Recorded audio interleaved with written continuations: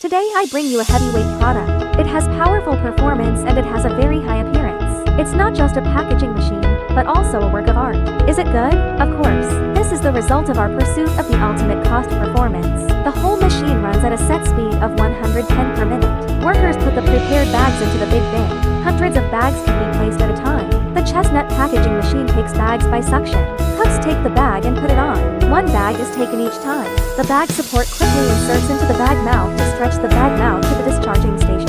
After the receiving nozzle is inserted into the bag mouth, the bag support sheet is quickly reset. Measuring cup size of the measuring cup under the measuring cup to measure the number of chestnuts. Barrel head and put the chestnuts into the bag below. The bag mouth is almost not polluted.